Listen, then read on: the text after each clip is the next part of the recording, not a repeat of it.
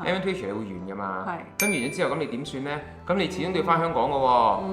你有冇諗過師兄師弟完咗，咁佢哋係咪翻香港做香港人，定係留喺度做馬來西亞人，定係外國做外國人咧？咁你讀完大學之後咧，你打唔打算喺留喺馬來西亞發展？好多人問呢個問題㗎啦，已經係其實。佢話：不如咁啦，阿師兄留喺馬來西亞啦，我有個女啊，你做大馬女細佬做我嘅。阿細佬，我哋同你講話，其實我都想同你傾好耐嘅。你點知啫？人生總會跌下過，用溫暖的雙手驅走這風波。人生總要奮鬥，幾番風雨繼續走。若是你要擁有，一切靠雙手。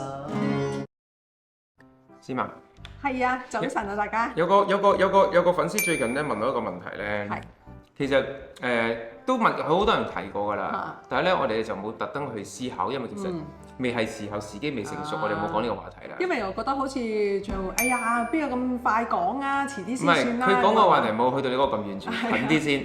即係意思話，佢話你你係 MN2H， 咁你咧完咗之後咧 ，MN2H 你會完㗎嘛？咁完咗之後，咁你點算咧？咁你始終都要翻香港㗎喎。咁你又唔係有永久嘅大馬居民身份。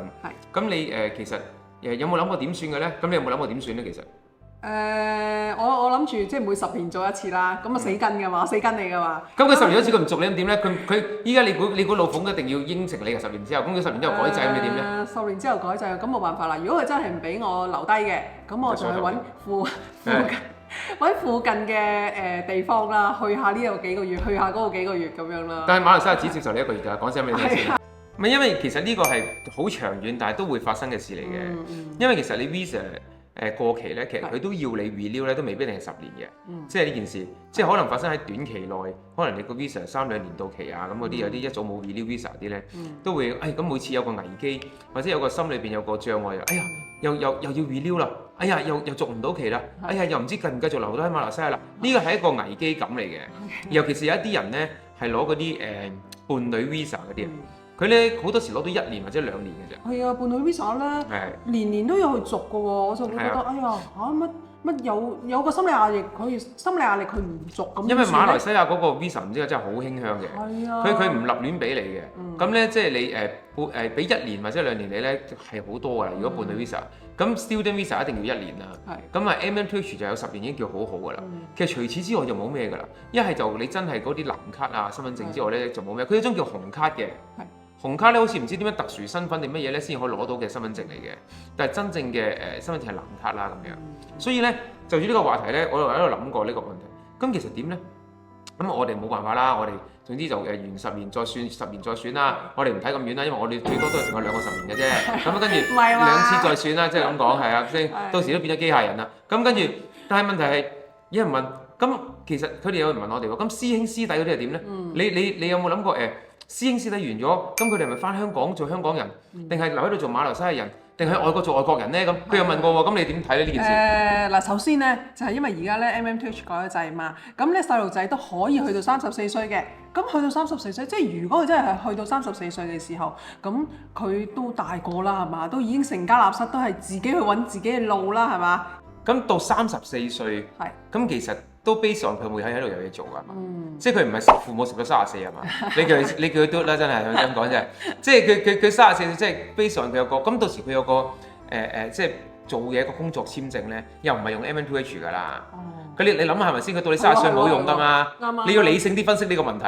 即係佢冇可能20幾歲頭讀完書，一直去用個 MN2 用到34歲，因為食你嘅侵同埋豬肉粉嘅食到34歲咁啊。咁跟住佢因為佢出嚟做嘢，佢哋有 working visa。所以咧條路又唔係咁行嘅先嘛，我同你講啊。條路咧就一定係你睇下佢兩個最尾咧就讀書讀完之後究竟喺邊度讀，咁跟住咧就喺邊度發展。好啦，我哋而家問下當事人先。記得訂閱、like 同埋分享我哋嘅頻道俾大家啊！當事人呢個好似審問犯罪現場嗰啲，有人等喺度。佢打機唔理你呢個先。喂，我想問下阿當事人你咧，你讀完大學之後咧，你打唔打算留喺馬來西亞發展？好多人問呢個問題㗎啦，已經係其實。咁其實好大可能都係喺呢度發展嘅啦。咁喺呢度讀完大學，咁好大可能都喺呢度揾工啊咁啦。咁不過都有唔同例子嘅，咁就例如話，即係學校咧，佢喺最尾嗰1年2年咧，就肯定會有啲 intern 咁樣嘅。咁有啲係喺其他國家㗎啦。咁樣佢咧，如果你喺嗰個 intern 嗰陣時做得好嘅話，咁樣佢嗰間公司就會直接邀請你去佢嗰個國家，或者去佢間公司啊，直接俾你 working visa 啊，咁之後俾你去做嘢啊、工作啊咁樣咯。咁即係其實你而家都仲有個憧憬，係留喺馬來西亞讀下書嘅時候咧，會有外國高薪挖角過你過去咧，就叫你去嗰度做嘢，跟住留喺外國做生活，係咪咁樣咧？咁唔係咁好，咁係睇下之後接到啲咩嘅 intern 咁咧，即係都係睇下自己興趣啦。即係你冇打算喺馬來西亞揾工嘅？即佢就梗係有打算。咁你讀完書之後，你首選係咪留喺馬來西亞做嘢咧？首選都係，因為自己熟悉呢一度啊嘛。咁喺呢一度住咗都有幾年啦，咁肯定係住喺熟悉嘅地方先㗎啦。但係你又唔識馬拉文，唔識揸車喎。咁主要唔係揸車係第時會學嘅，係而家唔識啫。呢啲一定要㗎啦，一定要啦！後生你唔揸車出入啊方便。咁你學唔學嚟？嚇？你唔學嚟？我呢啲林冇學吹打咩？喺咁嘅情況之下咧，咁即係其實我哋都冇特登去問佢嘅。咁即係其實你而家咧都係打算留喺馬來西亞度做嘢，讀完書，其實好快㗎，眨下係幾年㗎啦。你會約好耐啊？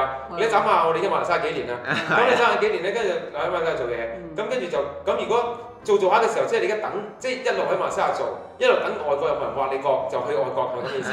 係啦，唔係啦，咁主要係。係啦，又唔係啦，我好仲有諗緊嘅。仲有諗緊。咁係嘅，咁要睇下嗰份工作，睇下符唔符合即係自己興趣，或者自己想唔想點解有冇嗰個熱誠去做嗰一樣嘢啊咁樣咯。唔係你想去乜嘢外國咧？咁中意咩外國？邊個外國咧？非洲啊？唔係外國啦，咁咪睇嗰間公司嗰個工作嘅啫。我都冇講話係咩國家，我淨係講話嗰個工作啫，係咪先？即係你想有一份工作係離開馬來西亞做嘅，就唔想留喺馬來西亞咁樣。唔係，我啱一直都係講工作嘅興趣啫嘛。咁如果本身馬來西亞已經有工作有興趣，咁點解仲要離開咧？咁如果揾到嘅話就梗係得啦。即係嘅話就梗係留喺度啦。首選就留喺馬來西亞就唔使出去國做嘢咁啦。係啊。嗱呢個咧就係用 working visa 留低，係嘛？用 working visa 留低嘅時候嘅情況啦，係嘛？係啊。咁仲有冇其他嘅出路咧？好啦，咁係時候入戲肉啦。係。咁咧，其實咧，因為你咁樣一路做出有個粉絲自動請纓嘅，佢話不如咁啦，阿師兄留喺馬來西亞啦，我有個女啊，你做大馬女婿啦，做我嘅。我唔記得佢叫咩名啦，但係佢最衰佢冇夾佢女張相出嚟，咁所以咧就冇答到佢。你知唔知其實我都睇到另外一個㗎，另外一個就話：哎呀，我好想阿師兄做我女婿啊咁講。所以咧，其實咧有好多人已經咧，即係我哋諗住遲啲搞個比武招親。係啦，呢個強迫相親係咪？喂，比武招親，咁咧就邊個打得贏咧？嗰隻大隻嗰隻咧就可以做佢老婆。呢個係真係比武佢呢個。咁樣，咁咧我哋話其實咧，因為你如果你喺度做嘢咧，最尾咧你都有個機會揀一個馬來西亞嘅女仔噶嘛。咁你會唔會喺度揀一個外國嘅女仔，定係會揀一個首選揀一個馬來西亞嘅女仔做即係做你嘅對象咧？我好老實講句係真係未諗過。未諗過嘅時候，你而家要諗啦。即係譬如如果遇咗一個好靚嘅，但係佢係冇馬來西亞國籍，咁又好好人嘅。但係一個咧唔好人嘅，好似司馬咁，又唔係咁靚嘅。咁但係佢有藍卡嘅，咁你會點選擇咧？嗱，呢個就係人生交叉點啦，你明唔明？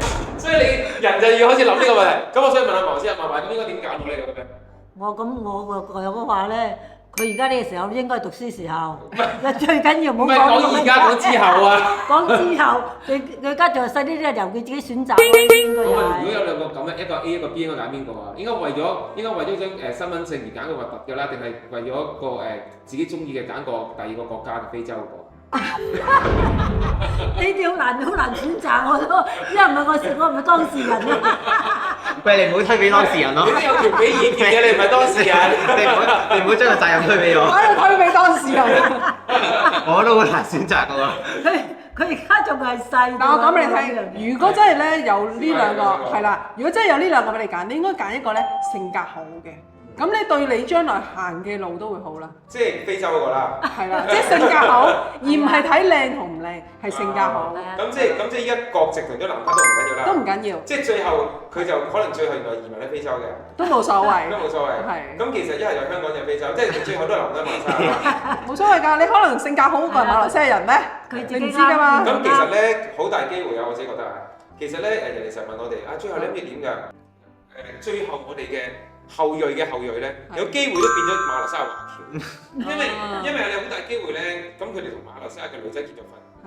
咁跟住咧，馬來西亞結咗婚咧，你知唔知道其實咧結咗婚阿展龍個阿媽就係啦，佢印尼過嚟嘅，結咗婚10零20年啦，哇好鬼耐㗎，成10幾年咧先至攞到身份㗎，咩話？先至批佢結咗上嚟，即係阿展龍咁大個喎，先批喎，即係你個孫佢咁大先批喎。生埋仔都仲就係啦，生埋仔仲要18歲先批喎，咁跟住咧就會批到咧，咁佢到其時應該40零歲50歲咧就會批到張藍卡俾佢啦。咁所以佢嘅仔咧就會變咗馬來西亞人啦，即係華僑啦。所以從此就會脫離咗香港人呢個行列，有機會咁樣。你知唔知嗰張藍卡咧係好值錢啊？即係好難攞到嘅。你知唔知好似我哋咁樣啦？上次我都冇講，上次我喺泰國，我哋去泰國合齋玩啦，翻轉頭嘅時候咧，其實我係好擔心佢唔俾我入㗎。點解？即係成日有個心裏面，雖然都知道自己有 visa 嘅，但係咧每一次入境嘅時候，見到佢喺度咁樣揭你本嘢啊，跟住揭幾頁啊，又喺度睇嚟睇去啊，咁又即係好難先吸到個人咧。其實心理有壓力㗎，佢又好緊張嘅。因為你始終唔係呢個身份啊。係啦。我哋個身份咧係 administrator 咧，唔係個個關員都好理解。有時啲關員唔理解咩叫 administrator，唔係個個海關。咁嗰啲條例啊，嗰啲日期啊又會多咗咧。因為佢仲要去揾隻手寫翻你嗰個到期日子喎，即係你個個人嘅到期日子唔同嘛，可能2029年。即係出境簽證嗰啲咁樣。佢要用筆寫翻低。精細啊！係咯，所以我就覺得有心理壓力嘅，次次入境嘅時候，就係驚佢唔俾我入咯。比較複雜少少。咁所以咧，其實咧遲啲我哋會訪問阿細佬呢個問題嘅。我哋依家先幫你做一個訪問先。阿細佬而家做緊乜？阿細佬，我哋同你講話，其實我都想同你傾好耐嘅。你點知啫？我哋細佬話我已經好嘅時候玩我有時間喺度笑喎，咁可能佢已經有對象。跟住佢話：我都想同你講㗎啦咁。佢成日喺度陰陰嘴喺度笑，你知唔知啊？細佬而家最緊要食幾多碗飯？好啦，咁啊哥哥咧，咁就有即係如果哥哥依家就即係當眾就招親啦。咁咧，我哋遲啲舉辦，我哋遲啲喺咖啡室嗰度舉辦比武招親。比武招親。你比武嗰個舞係跳舞個舞啊，定武力個舞？係啦，睇下你中意邊一種。我要問一個人先得啦。好啦，我哋為咗咧證實呢件事同埋即係嘅可信性同埋呢個真實性啦，我哋訪問一個真正嘅本地馬來西亞華裔女子對於一個香港男士嘅睇法。OK， 係啦，我想問下一個大馬嘅女仔，咁你都係一個適婚年齡㗎啦，咁所以咧，我想問你對於呢個大馬男仔，唔係 sorry， 大馬男係大馬男仔同香港男仔，你會中意大馬本地嘅男仔多啲啊，定係香港男仔多啲啊？同埋佢哋各個嘅有咩優點缺點？點解你會咁諗咧？哇！你問到咁，好似我識咗香港男仔咁咯。係啦。咁你認知㗎啦。唔知啊？咁樣問好似未咁好喎。你直接講得㗎啦，唔怕嘅。你直接講。因為我其實冇點樣即係接觸過香港本地嘅男仔啦，除咗師奶呢個。咁應該好好點樣寫嚟㗎？唔好以佢為標準。你認識到佢已經好好啦，其實。標準係。佢係一個高規格嘅香港男士嚟嘅，OK。可以繼續講。咁大馬男仔係比較即係隨便啲啦，因為馬來西亞人本來都係比較即係千差噶嘛。咁即係佢哋着拖鞋係咪唔剪指甲？唔係啊，呢個係個人習慣嚟嘅，呢個唔一定係全部人嘅。咁依家啲大馬男仔其實都好識打扮㗎，係咯。咁比較嘅話，應該都會大馬男仔嘅話。即係你中意大馬男仔多啲。咁香港男仔嘅缺點係咩？點解你會唔選擇嘅？因為我唔識，我冇得咁樣講。我嘅印象中，香港人比較咁呢個係一個香港男仔。你以為唔識咧？喺你印象中嘅香港男仔。我覺得做師弟啊。唔係識係識，但係冇相處好耐，所以唔係話特別深認識啦。如果你淨係以阿細佬嚟講，就會覺得個個香港男仔咁肚餓嘅。當然，啱啱食極都唔飽嘅。你一直未揀男朋友，因為你揀香港男仔定係大馬男仔揀緊呢件事？其實我唔係揀，我係睇感覺㗎嘛，呢啲嘢㗎嘛。唔好意思啊，爆俾人聽嘅。好啦，依家咧就即係我哋知道大馬嘅女仔都係唔中意揀香港男仔啦。我哋知道佢有咩諗法啦，但係唔代表所有嘅大馬女仔嘅睇法啦。我相信。好啦，咁你都唔緊要嘅，你唔需要失望住嘅。咁你睇下到時有冇其他中意香港男仔嘅女仔咧？睇下有冇機會。咁嘅時候咧，我哋幫你做徵婚。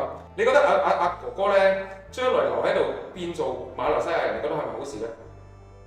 係係好事嚟嘅，因為可以喺度長住啊嘛。喺度長住，係啊。即係你都唔想我哋走啦。咁你應該都唔想走㗎嘛，係咪？係啊。咁啊，即係呢個都係暫時一個唯一嘅辦法。係咁樣。啱。咁啊，希望你可以，即係我哋冇乜可能，你即係我都有可能嘅，我都好似佢咁，即係揀一個。你一嚿可能，但係仲要等到70幾歲先攞到啫，咪即係。可能你入教就可以娶到一個。仲快啲，仲快啲，你娶翻我，即係快啲。因為如果你入另一個教咧，可以娶幾個老婆嘅。係。嗰個比較入教。同埋嗰個教應該易攞身份證啲人。呢個我唔知喎。係啊，淨係知道可以娶幾個老婆啊？好啦，咁我暫時講住咁多先，遲啲我再訪問下細佬咯。 OK，拜拜。哎呀，你知唔知咧？今朝阿 Pauline 打俾我，佢話：喂，你哋咧新出嗰個產品咧，有啲咩配套啊？咁樣，我話嚇，我哋係咪新出新產品啊？阿力，係啊，我哋有新出嘅產品啦。做咩你炯炯有神啊？隻眼做咩嘅擘到咁大嘅？因為咧係同眼睛有關係㗎。但係咧好恐怖喎。點解咧？有啲人話講，我食咗之後咧睇唔到嘢，都變睇到嘢喎。睇到啲咩你即係話？係啦，究竟睇到啲咩咧？係，其實咧你哋聽真係，哎呀唔好聽人亂講啦。係。其實佢聽到佢睇到嘅嘢先，即係話係。本來咧有個我哋一個uncle 啦，係住喺15樓嘅。咁咧成日睇落街下邊嘅時候咧，就佢講睇到有啲嘢喐。係。當然嗰隻唔係鬼嚟㗎啦嚇，係人或者即係但係佢係覺得有嘢喐，但係唔知咩嚟嘅。但係食咗我哋呢個 Bad Vision 之後咧，大概係大10日咧，佢就睇到呢個係車或者係人，唔係話你講啲鬼啦。或者你唔解釋，我以為你左眼見到鬼啊！唔係啦，今日咁犀利咩？喂，咁但係咧，我哋咧，如果係話有呢啲新產品，我哋係咪有啲新嘅配套咧？8月份？咁啊係啦，我哋有開特別嘅2個配套嘅。係，咁其實咧，而家咧，我哋會有細配套同埋大配套俾大家揀嘅，有2盒裝嘅 Bad Vision， 咁咧就會送5條嘅 Bad Aging 嘅。係啦，咁可能2樣嘢你都可以試得到。係啦，另外咧就會送啦絲襪圍裙㗎。係。咁亦都我哋做到一個咧，就係因為我哋嘅非常大家支持我哋嘅 Bad Aging 啦。係。咁咧又係買2盒 Bad Aging 嘅話咧，係送5條呢個Bad Aging 嘅。對啦，咁而且咧都係會送絲襪圍裙啦。另外咧，我哋仲會有大配套裝嘅喎，我哋有8盒裝嘅 Bad Aging， 咁咧就會送1盒 Bad Aging 㗎。咁絲襪嘅呢個係啦，會送咩咧？我哋咧就會送呢一個保溫杯或者係咖啡杯嘅。係啦，呢個或者呢個嘅。咁咧點解你就問？哎呀，點解我買 Bad Aging 2盒冇送呢個 Bad Vision？因為咧 Bad Vision 點解唔送咧？因為真係搶到連唔夠貨啊！喂，好鬼快就冇啲斷貨啦。係啦，咁有可能咧唔夠貨嘅時候咧，可能大家要耐心啲等下。咁如果未落單嘅朋友就快啲落單啦。係啊，嗱就打呢個電話號碼就可以咧 contact 我哋個call centre 㗎啦。係想睇唔到嘅都想睇到嘅話，咁要手要快啦。係啊，快啲打電話嚟啦！其實咧，絲襪圍裙咧有2款顏色嘅。另外咧，我哋個杯咧嗰個咖啡杯其實剩翻少量嘅，係啦，少量嘅數量㗎啦，係啦。同埋咧保溫杯都係顏色咧都係 randomly 咁送俾大家嘅。如果大家有咩查詢咧，就打去 call centre 問啦。係啦，問我哋嘅 call centre 啦。拜拜。記得訂閱同埋 like 我哋嘅 channel啊！